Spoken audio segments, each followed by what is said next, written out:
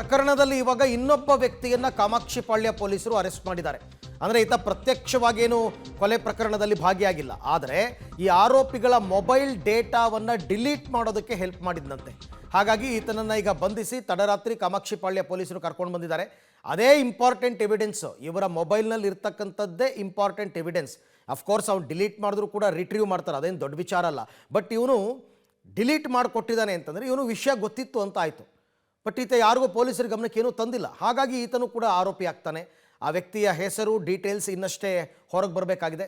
ಸದ್ಯಕ್ಕೆ ಈಗ ಒಬ್ಬ ವ್ಯಕ್ತಿಯನ್ನು ಅರೆಸ್ಟ್ ಮಾಡಿದ್ದಾರೆ. ಈ ಬಗ್ಗೆ ಮತ್ತಷ್ಟು ಮಾಹಿತಿ ನನ್ನ ಕೊಲೀಗ್ ರಾಘು ಅವರಿಂದ ಪಡ್ಕೊಳ್ಳೋಣ. ರಾಘು, ಈತ ಯಾರು, ಈತನ ರೋಲ್ ಏನು ಈ ಕೊಲೆ ಪ್ರಕರಣದಲ್ಲಿ? ಅರವಿಂದ, ಈತನನ್ನ ತಡರಾತ್ರಿ ಕಾಮಾಕ್ಷಿಪಾಳ್ಯ ಪೊಲೀಸರು ವಶಕ್ಕೆ ಪಡೆದು ಕರ್ಕೊಂಡು ಬಂದಿರುವಂಥದ್ದು. ಘಟನೆ ಆದ ಬಳಿಕ ಆರೋಪಿಗಳು ಒಂದಷ್ಟು ಡೇಟಾ ಏನಿದೆ ಆ ಮೊಬೈಲ್ ಡೇಟಾವನ್ನ ಡಿಲೀಟ್ ಮಾಡುವಂಥ ನಿಟ್ಟಿನಲ್ಲಿ ಸಹಾಯ ಮಾಡಿದ ಅನ್ನುವಂಥ ಕಾರಣಕ್ಕಾಗಿ ಅವನನ್ನು ವಶಕ್ಕೆ ಪಡೆದಿರುವಂಥದ್ದು.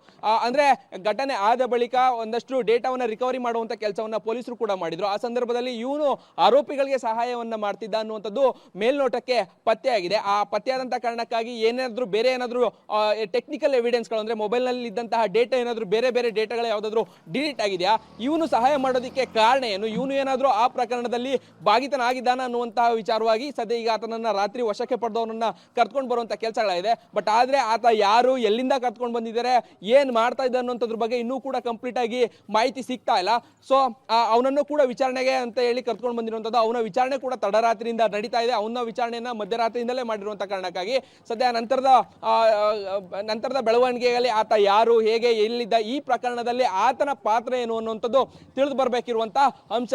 Arvind, okay, thank you Raghu, ತಮ್ಮ ಎಲ್ಲ ಮಾಹಿತಿಗಾಗಿ ಧನ್ಯವಾದ. ಸೊ ಪೊಲೀಸರು ಹಗಲು ರಾತ್ರಿ ಅನ್ನೋದೇ ಕೆಲಸ ಮಾಡ್ತಾ ಇದ್ದಾರೆ. ನನ್ನ ಪ್ರಕಾರ ನಾಳೆಗೆ ಅವರ ಕಸ್ಟಡಿ ಅಂತ್ಯ ಆಗುತ್ತೆ. ಎಲ್ಲ ಹೆಚ್ಚು ಕಡಿಮೆ ಎಲ್ಲ ಏನೇನು ಕೆಲಸ ಮಾಡಬೇಕೆಲ್ಲ ಮಾಡಿ ಮುಗಿಸ್ಬಿಟ್ಟಿದ್ದಾರೆ ಪೊಲೀಸರು.